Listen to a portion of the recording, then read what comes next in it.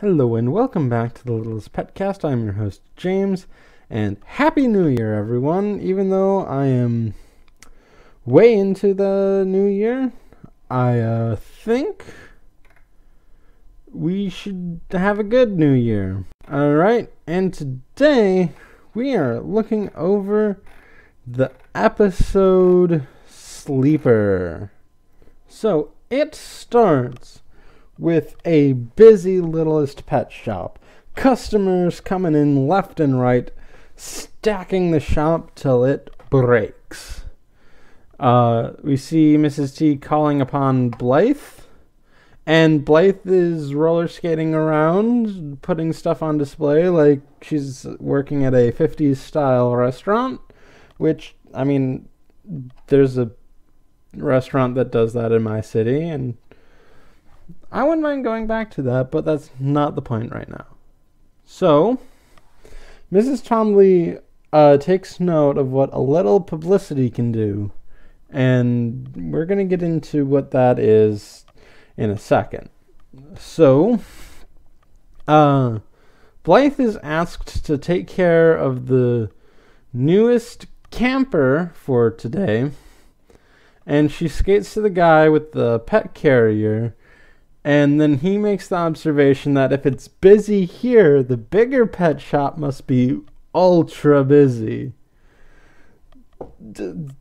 Okay, I went over this before, but there cannot be only 2 pet shops in a city of 2 million people. Like the city I'm in has like 6 subways, and that's just subways. And like, we don't even approach 100,000, let alone 1,000,000 or 2. Like, come on. And you have a bigger city, even at like 1/4 of scale. Like it. Why are there only 2 pet shops? That absolutely makes no sense. Like, are they just the 2 most well-known pet shops? The 2 that are competing? Like, there is absolutely no way that, I guess they're the closest in proximity. But then, if they're in the littlest district or borough, how big is the school district if largest ever is in a different one? I don't know, dude. I really desperately need a map of downtown city. Like an actual map, not like a play map. I mean, a play map would be good too, but like an actual map. I've already defined a lot of what it is. I guess, if I just look up a map of New York and divide it evenly between 4 different cities, I could probably get something, because that's kind of what I thought it was anyway. So maybe, but the problem with that is that New York doesn't divide itself into quarters gracefully, I don't think. Future James here, and after looking at a map of New York, specifically of the boroughs of New York, I guess if you combine Manhattan and the Bronx, you could get 4 cities out of New York City.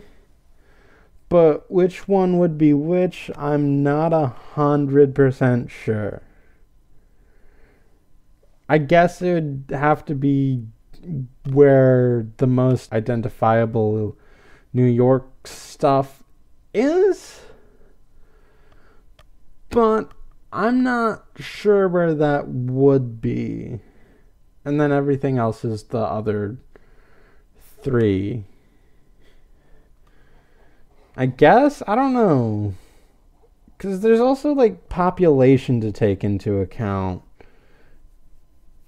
So that's a possible answer, but I don't 100% think that it's the right answer. Anyway, carry on with the rest of the episode now. God, I really am thinking like a little too into this, but at the same time, like this really is confusing. Like, I don't know. Either way, it is completely barren at largest ever pet shop. And Fisher is in his office looking over data and seeing largest ever's profits are down, but Littlest Pet Shops are up. And then the twins come in and want to use Monbad to shred something. And it is none other than Très Blasé magazine. Fisher looks at it and sees that it is the Littlest Pet Shop issue. And he wonders if the publicity has helped Littlest Pet Shop, and the twins do not know. But he vows to get to the bottom of this. Meanwhile, the twins say that this magazine is going to get to the bottom of the garbage bin and put the magazine in Monbad and shred it. So they don't even recycle. Like, come on. It's not even that hard to do.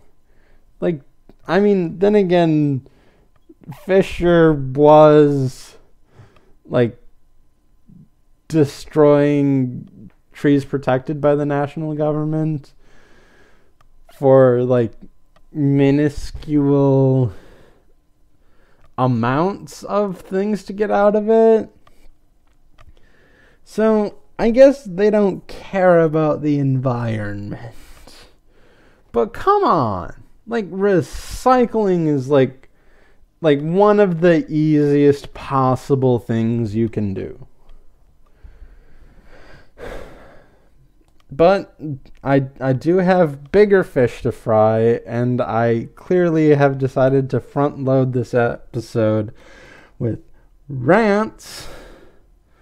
So let's get to one I moved from the end and just like put it here. So this was the actual season 3 opener in terms of when it aired, but Netflix put it at the number 5 slot. And I guess it's sort of confusing or not. I don't know. Because, like, the first episode in Netflix order was War of the Weirds, in which Fisher also illegally advertised. Man, Fisher really likes doing crime. So, I mean, I guess that's the end of that sentence. I don't need to drag it on. However, in this episode, Fisher is losing money due to some publicity. The publicity being Très Blasé magazine. And as we see, the magazine that the twins have looks almost identical to the magazine that we see at the end of Expo Factor, and it might be the same except for the fact that in this episode there's a bit of writing underneath the thing that the Expo Factor doesn't have, which reads Littlest Pet Shop, Little Shop Big Success. And I don't know why Netflix put this at the number 5 slot. Like, it was originally intended to be the 5th episode aired. I mean, there are a million reasons for what could have happened here. Like, if this is the magazine that debuted after the Expo Factor, like, this should be the first episode, but there's also, like, delays that could happen, or this is a special episode, or, like, heck, the order itself, like, was thrown into, like, a monkey wrench of sorts. Like I mentioned last time with Winter Wonder Wah, like, they rehired Francois in that episode, but some of the episodes that air afterward, like, make no sense otherwise. And there's also the fact that this like, Sleeper is after Some Assistance Required, so maybe that had something to do with it, or this is like a special Littlest Pet Shop issue rather than like an issue just about the Pet Expo, the Pet Fashion Expo that happened, because those are two different topics, but they use the same picture. I don't know, maybe it got delayed. It's a whole confusing mess, and as we did see in Some Assistance Required, the magazine industry is a little wonky at best, so there can be a lot that, like, went into what happened here. Why is this special edition? I'm gonna go with, like, the special edition Littlest Pet Shop focus thing. Like it's not the usual monthly that they do. It's like a special issue just that's exclusively on the Littlest Pet Shop. That's the way I'm taking it. That's the way I'm rolling this forward. That's my explanation as to how this makes sense. So, there we go. And I think we are done with that rant. And I've said my piece, and I have kept it so that the order makes sense. So, back to the episode. So, at the Littlest Pet Shop in the daycare center, Sunil and Vinny are rolling a ball back and forth and giggling like schoolgirls. Meanwhile, we pan over and we see Russell face down in the beanbag, and Zoe asks him about his rough night. Russell says that he hardly slept yesterday because he was so tired from yesterday's camper, who was a sloth, but apparently a sloth in name only. Zoe asks why Russell bends over backwards for the pets that come in here, and Russell says he feels responsible to show pets a good time, which, yeah, it's a little controlling, but his heart is in the right place. And, like, I guess that's kind of Russell in a nutshell.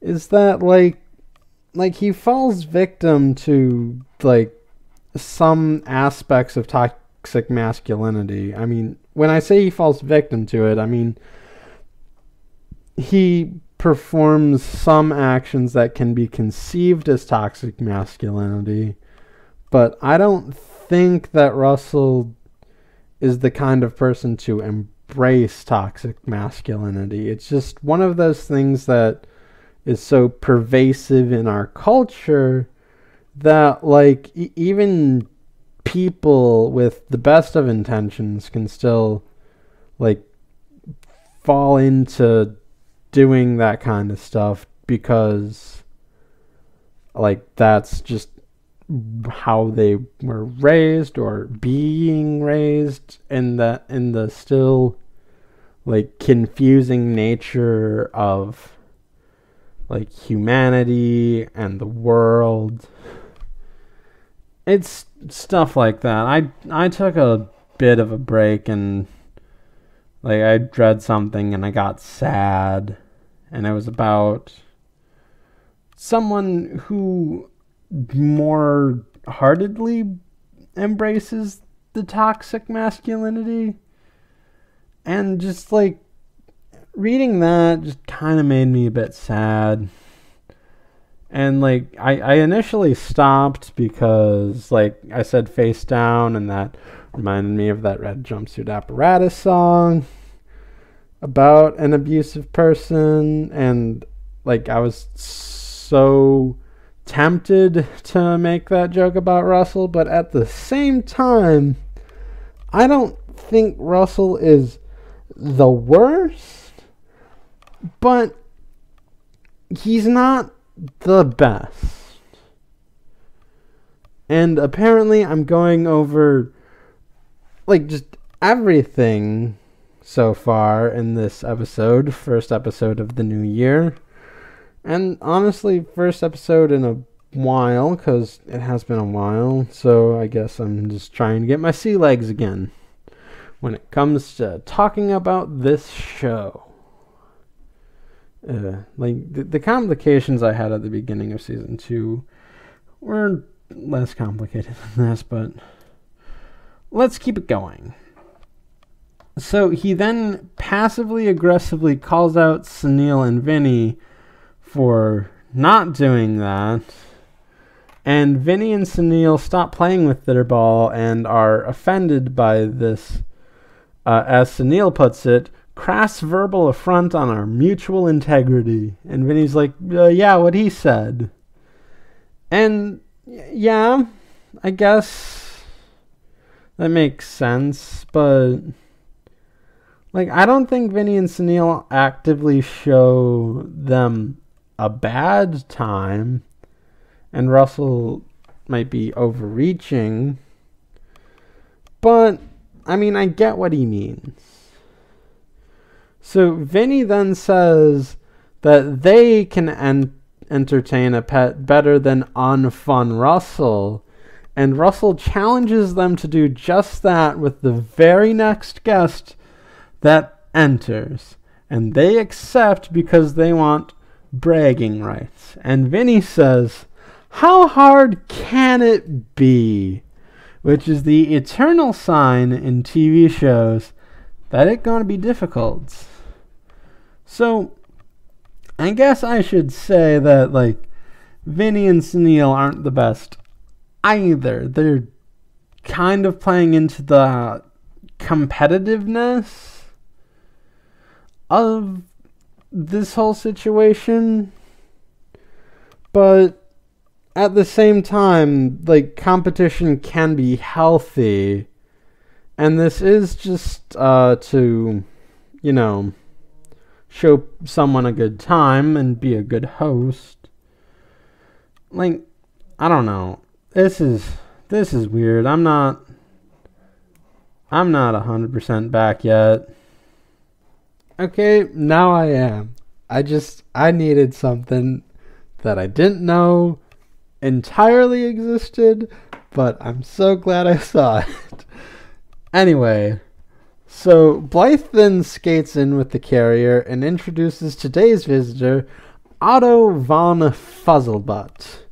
So she opens the case, and he turns out to be a raccoon that is really excitable and rampages his introductions to everyone. Like, he like runs up to Sunil and Vinny and knocks him down. He like vividly shakes Zoe's hand, and then he like grabs Minka, Pepper, and Penny Ling and just bounces them on his belly, and they go up, and it's a sight to be seen for sure.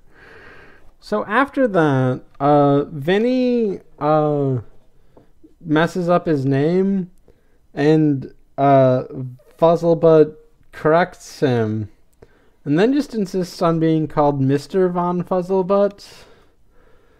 And Blythe leaves the play area then because the shop is too busy for her to stay here. And then Otto asks for some food and water. Vinnie and Sunil initially brush him off, but Russell reminds them of the challenge, and Vinnie and Sunil step up to the plate, and Russell looks like he's gonna enjoy this quite a lot. So Sunil and Vinnie give Fuzzlebutt some fruit and some water, and he eats it wildly. Like, it's weird. I'm gonna put in another rant. This is a rant-heavy episode. But I was gonna say he eats it like an animal, but he is an animal, so that should be normal. But, like, at the same time, like, some animals, like, I haven't seen a lot of animals in the show eat like animals. They just eat it, like, you know, calmly, or, you know, just as, like, calm as they can. Like, this guy's just going all out.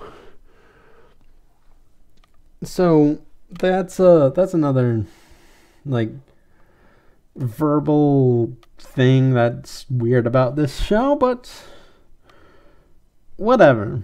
So he wipes himself down and is running off. And Russell comes by and says that they lucked out with having such an energetic guest. And Vinnie and Sunil say that they'll be fine. Russell says he's waiting for Fuzzlebutt to get bored, but Otto at that time is bouncing on a ball and then bouncing on the chair. And, you know, he seems kind of easy to please, but, you know, that's for Vinnie and Sunil to deal with. So they go up to him, Otto, and asks what he wants to do next. And he keeps leading into it and bouncing around, but he never says anything, and then he passes out. Vinnie and Sunil think that they broke him, and he starts snoring, and they still kind of think he's broken or asleep. It's kind of hard to tell, because they use the broken thing later, even though he's clearly just asleep. So maybe they think they just bored him to sleep. But either way, they are afraid of letting other people know that this happened. And it just so happens that Penny Ling is walking up to Von Fuzzlebutt. And Vinnie races to get Minka's paintbrush. So he rushes, he grabs the paintbrush, he rushes back, and then paints eyes onto an unconscious Otto. So he does it just in the nick of time, so that when Penny gets there, the eyes are done. And Penny only came over there. I just realized we are really tackling everything this series has to offer in this episode. Penny is there because she noticed how Otto was looking at her and wants to get to know him better. They nod Otto's head, and Penny remarks on how he's the strong, silent type. Oh boy. Oh dear. This is another facet on the whole shipping thing, which, I'm going to be completely honest, I'm not 100% sure why I included Vinnie on that. Like, I know some of the reasoning, but at the same time, I don't know how, like, convincing it actually is, but, like, it kind of makes sense to me, and it kind of doesn't. It's just one of those things that just, like, you know, wavers over time. Wow, we are not even at the, like, whole meat and potatoes of this. Well, we got to the main point of this. That being that this is a Weekend at Bernie's episode, except the Bernie in this is asleep, not dead. But still, it's Weekend at Bernie's. Or, I guess, day at the day camp, because, like, they don't go anywhere in this. They don't go to Fuzzlebutts. Like, it can't be Weekend at Fuzzlebutts if they're at the pet shop. Holy crap. That I am getting caught left and right on so many different things. It's not even funny. So as I was saying, they nod Otto's head. Penny remarks on how he's the strong silent type. And then Sunil says that they promised to take Von Fuzzlebutt on an exercise run. And so they leave. And Penny remarks on how Otto is the most charming pet she's ever met. And those eyes. And she clearly can't see that they're just painted on. And it's amazing. Oh boy. This Weekend at Bernie's stuff. Like, it's So we see them in a large hamster wheel. And they're, like, running. And Russell is impressed with how Vinnie and Sunil are keeping up with someone as energetic as Von Fuzzlebutt. And Penny is still going gaga for him. And Minka says that she wants to paint a picture of Fuzzlebutt when they're done. Sunil and Vinnie says that would be great. So they get off. And then they pose Fuzzlebutt on his side, like the Titanic pose, and like they have his head holding up, his arm being held up by his arm holding up his head. Oh goodness, why did that take me like 3 attempts to say correctly?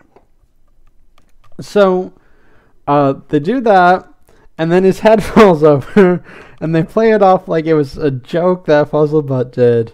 And they set him up again. And then they leave. And then Minka looks over Fuzzlebutt. And then starts painting. And because it's Minka painting, she splashes everywhere. But Russell has an umbrella, so he doesn't get hit with the paint. When she is done, Russell looks at it and says it's really good. And Minka says that the credit goes to Fuzzlebutt because he didn't move at all.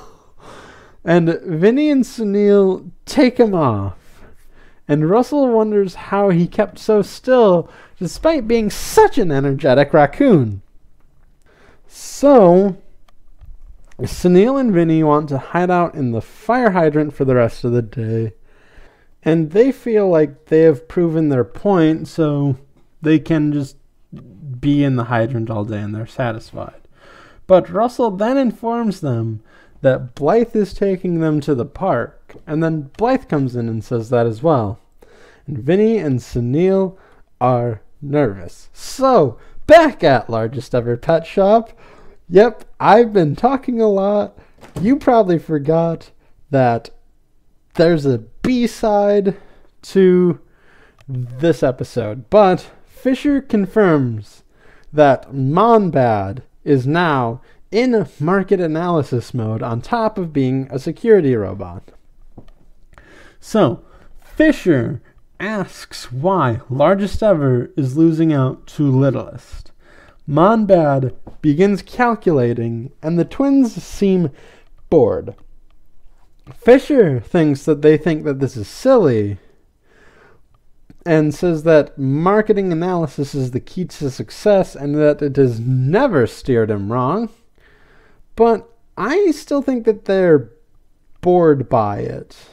Because, like, they're seeing a robot just do work that just seems natural to them. Because they're so rich, they don't understand not being rich.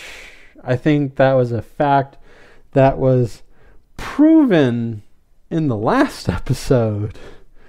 They're just like, they don't know the world around them. They don't know that robots aren't an everyday thing. And they're looking at this robot and think that it's an everyday thing.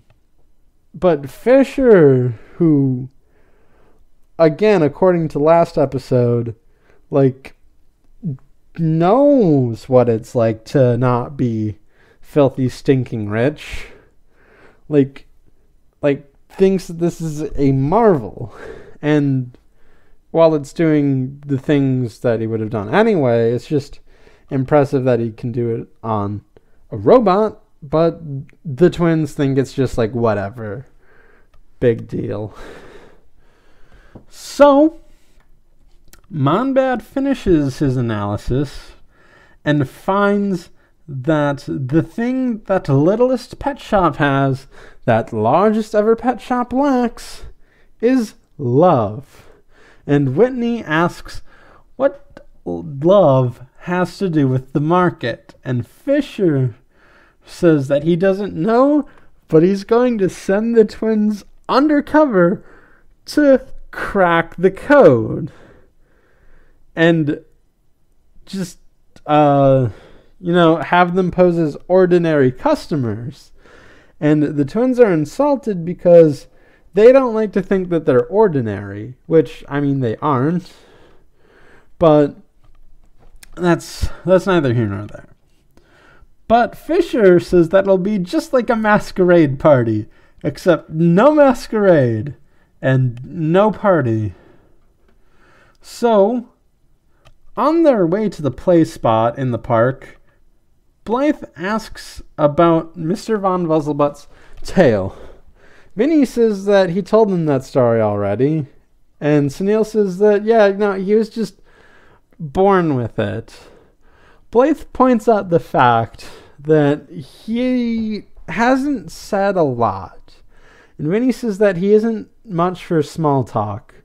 And Blythe retorts that he wouldn't get a word in edgewise if he did talk, because Vinny and Sunil are talking to him. And Blythe unleashes everyone, right? Like, pun not intended, but pun accepted. And Russell, and they just disperse. And Russell throws out a frisbee to Mr. Von Fuzzlebutt. And then this starts like an 80s movie montage song. Like about Vinny and Sunil's attempts to not let anyone know that Mr. Von Fuzzlebutt is asleep. And it's a good song. It's 80s as heck, but it's a good song. It's like 80s rock. So here's where the confusion sort of comes in. So I haven't seen Weekend at Bernie's. I have looked it up though, and it does have a signature song. Now, the problem is that this isn't like Eye of the Tiger or Man in Motion or You're the Best or Danger Zone. It's not that type of song. It's a song called Hot and Cold by Jermaine Stewart. And like it's a good song. It's jamming. It's a jamming song. It's not rock. It's not hard, motivate you to do something. Probably have someone teach it to a high school band so they can play it during like a football game kind of song. Which, I mean, I guess is different enough from Weekend at Bernie's, but at the same time, if you want to homage Weekend at Bernie's, you might want to, like get something close to the original song. Like you did straight up like Thriller like as much Thriller as you can. Like you could give like a Hot and Cold song type a chance. Like, it's a good song. It's a good song.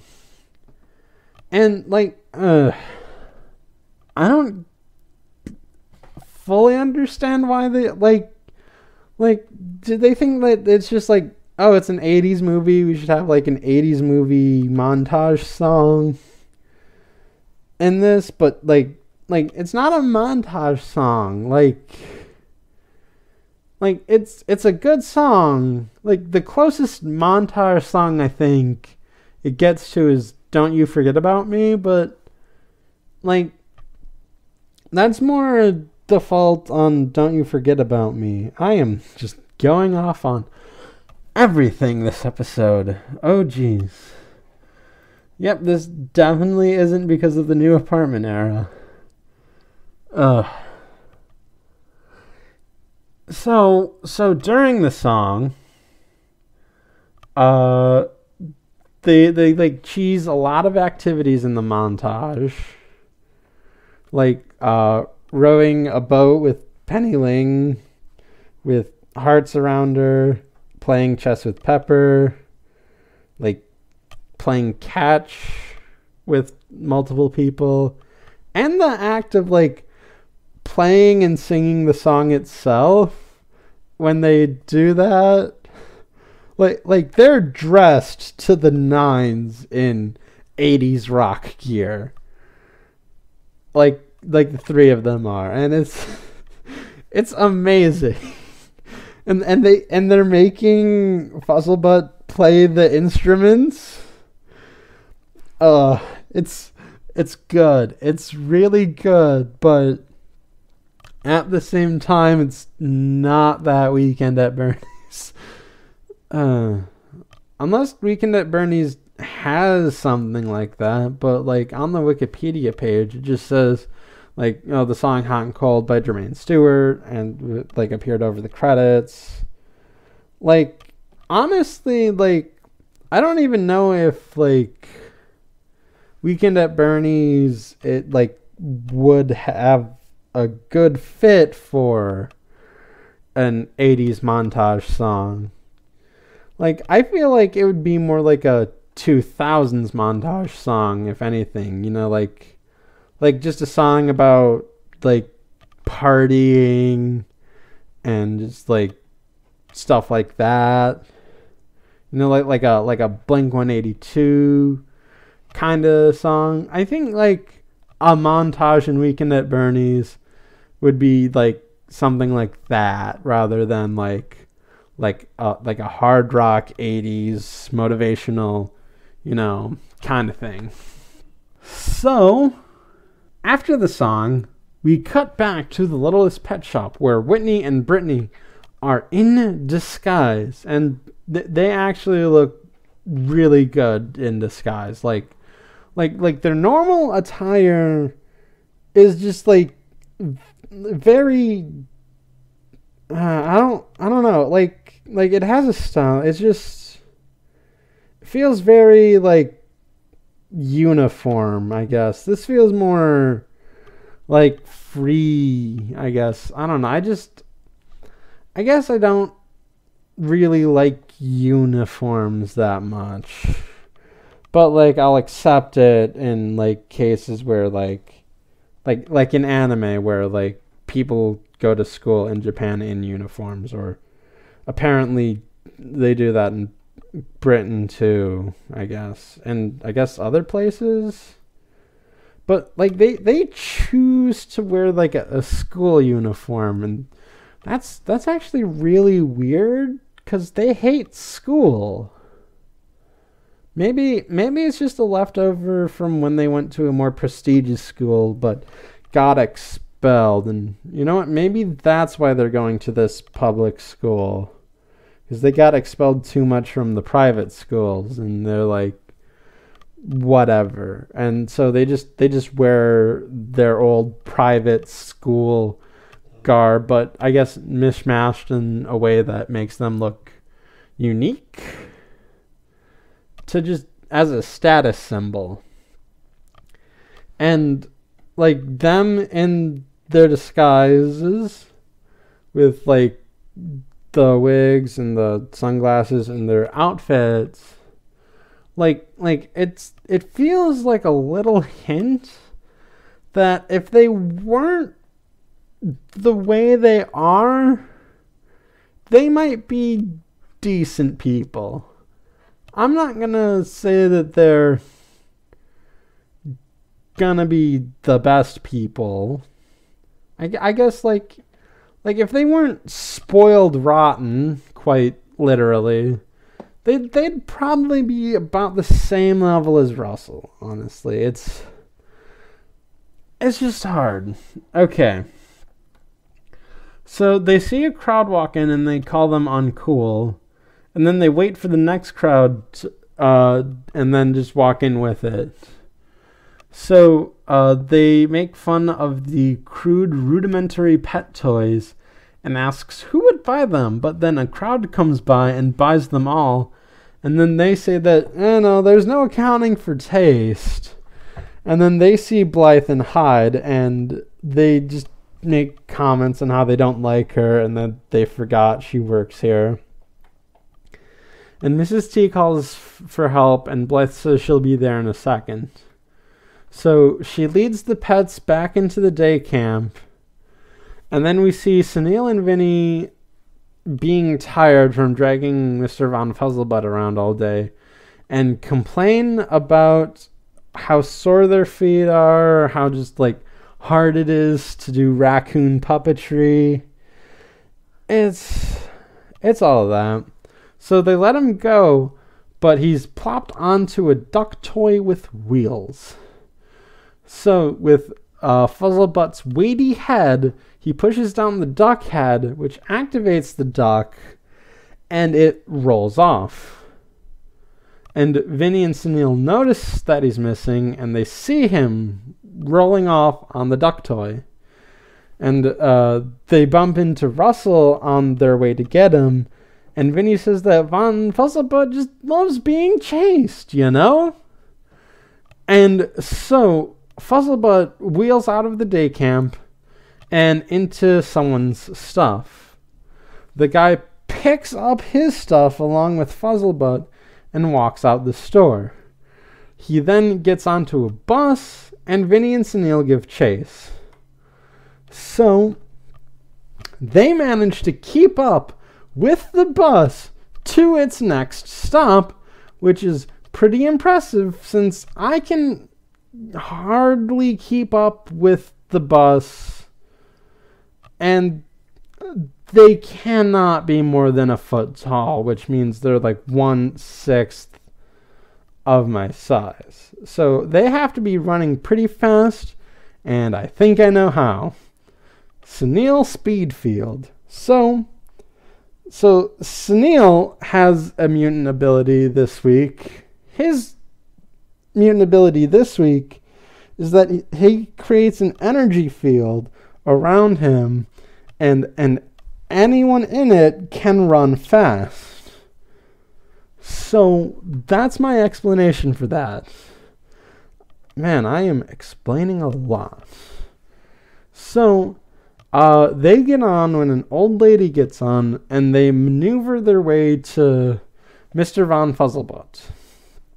So they pull on Fuzzlebutt's tail, and the guy's like, "What are you doing?" And he like grabs his bag, and that frees Von Fuzzlebutt. But everyone on the bus screams, and they get kicked off the bus. Vinny yells at them and says that they should be happy because he got on without a ticket. So, yeah. Anyway, back at the Littlest Pet Shop, the twins don't really get what people like about this place and are bored. So they go over to get some water at a water cooler, which is a smart move, because they are avoiding the wall-mounted water dispensers that some people like to call water fountains when they are clearly bubblers. So they're just removing that whole complication out of the thing entirely. And yes, they are bubblers. I will stick to that. So they really like the water, and they notice that everyone else really likes the water as well, saying that the water has a career of its own or something like that. And then they see Blythe attending to a kitten who needs water, and they deduce that the reason that Littlest Pet Shop is so successful is water, which is I just find that funny because they're too stupid to see the meaning underneath the water, like the whole hospitality thing. They just take the information they see at face value, which I mean, sometimes I do that, but it's amazing. So Vinnie and Sunil are back at the Littlest Pet Shop again because of Sunil's speed field. And then they decide to hide Mr. Von Fuzzlebutt in the tubes and wait for this thing to all blow over. So they go up into the tubes, and Minka, Zoe, and Penny see this and go after them. They eventually meet up where Sunil and Vinnie are dragging on Mr. Von Fuzzlebutt's tail, and Penny is walking forward, so they're meeting eye to eye, which is a 90s movie montage song, but that's neither here nor there. And Penny says that Mr. Von Fuzzlebutt has very hypnotic eyes, and Zoe asks Penny not to hog him. Sunil and Vinnie keep pulling on him, but Mr. Von Fuzzlebutt eventually gets stuck, and they keep pulling, and they ask Penny to push, and Penny pushes, and Mr. Von Fuzzlebutt unsticks, but this causes a reaction in which Sunil and Vinnie tumble through and out the tubes, and upon seeing this, Russell comments on how good of a job that they are doing. So at Largest Ever Pet Shop, Fisher asks about the love found at Littlest Pet Shop, but the twins say that they couldn't find love, maybe because they don't really know what love is. So they say they got bored, but then they found water, which was really good. And then they told the story about the kitten getting water, and then they also told Fisher about how the people got water. And Fisher asks Monbad for his input, and Monbad says that the common denominator of all of this raw data is water. But I think this data might be a bit too raw. You might want to cook it just a little more. But Fisher thinks about this, and instead of doing some logical thinking, he comes up with a different solution, which is he introduces the largest ever pet shop and water park, in which the largest ever pet shop has 2 water park slides. I guess it's kind of a lame water park, honestly. I don't know. It might be more of a hotel water park than it is like a water park, you know? And the twins congratulate him on that. And Fisher praises himself for buying that water park years ago. So, back at the pet shop, I think we're going to go back and forth a bit. So, back at the pet shop, Vinnie and Sunil and Von Fuzzlebutt are lying down in a triangle, and Vinnie and Sunil are commenting on how they enjoy lying down. But then Blythe comes in and says that Otto's owner will be here in 5 minutes, and Vinnie and Sunil panic. So, back at the largest ever pet shop and water park, Fisher declares it officially open with one of the twins cutting the ribbon with the scissors. But people still aren't there. However, one person then comes up and asks where he can find goldfish food. Fisher tells him it's on aisle 12, but then forces him to be the inaugural rider of the largest ever pet shop and water park, Log Flume. Fisher lets the water run, because he didn't have the water running already. The log just comes up and it gets taken away with the water. That's not good maintenance to a water park. You gotta let the water run so that it gets all watered up, so it doesn't stick or anything. I think I actually have not worked in a water park, but I think that's how that goes. So the water runs, it carries the log up, and the passenger says that he hates heights and water, and the twins aren't impressed, and Fisher admits that he's not either. He then finds the operating switch and says that he didn't really catch how to use it, but he pushes it all the way up anyway, saying, how hard can it be? And it was already said once in this episode, so now it is said twice, and twice it ruins everything, because the water container at the top breaks and floods the entire store, and there's apparently so much water, there's like a little tidal wave that can go down outside of the largest ever pet shop and carry stuff with it.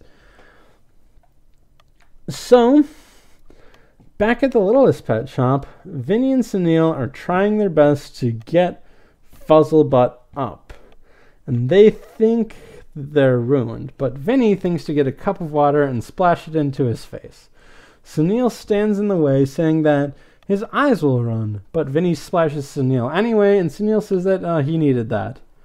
And Fuzzlebutt wakes up and explains that he was taking a power nap, which astounds Vinnie and Sunil. Fuzzlebutt says that it's more like a mini hibernation, and that they're essential for raccoons at this time of year. So I looked this up, and this is a thing that actually happens. Raccoons can fall asleep for long stretches of time, up to a month, and be fine. However, they don't actually hibernate regularly like some other animals do. They don't burrow into a den and fall asleep for 3 months. They just continue to scavenge stuff. But they fall asleep for long stretches of time. But it's a thing that happens. So Russell comes up and asks Fuzzlebutt if he had a good time. Fuzzlebutt says, no, I had a great time. And then he gets returned to his owner. Russell apologizes to Sunil and Vinnie, but they say that, you don't have to apologize. We get it. For real. We get it. And then Blythe looks at Fuzzlebutt and notices that he's relaxed. And then he falls asleep again, and Blythe sees the painted on eyes and gets a little confused. But, aside from that, everything is cool, and they never figure out that Sunil and Vinnie just weakened at Bernie's to pet. So, Otto's owner walks out and hears rumbling. And it is the flood from earlier, and the Biskits are riding the wave. Fisher shouts that he will rebuild, and the customer who was on the log ride ends up in front of Littlest Pet Shop and says that he should have just went here from the start and then enters. So, overall, I liked this episode. There's a lot of funny things that go into it. And just like the Weekend at Bernie's parody is like really like it's a weird thing to parody, but it's still fun. And like they do it well enough. I mean, they don't get the right type of song, but then again, I haven't seen the movie, so I don't know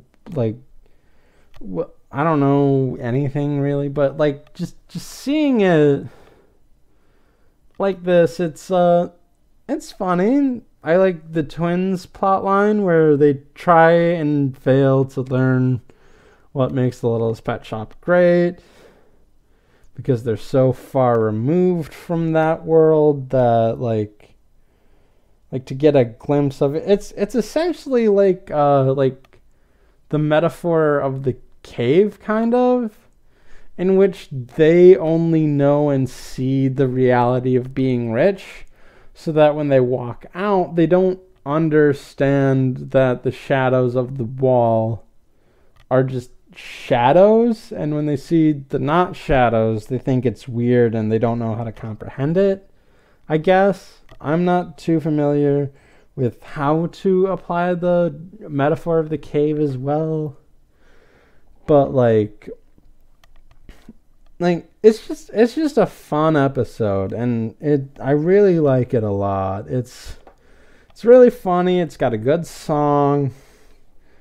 Honestly, I mean, there's not really a lot worth complaining about, except for the fact that I did, but those are more rants on like stuff as a whole, and oh boy, I had a lot in me. I guess this is what happens when I take a break this long, especially like in the middle of a season. It's just all coming back to me. So, that should be it for this episode of the Littlest PetCast. Be sure to leave your comments and reviews on Shout Engine, on Apple Podcasts, on the Google Play Store, and wherever else RSS feeds go when they have a speed field and can take other RSS feeds with it. And be sure to tune in to the next episode, Hamsterheads. I shall see you then.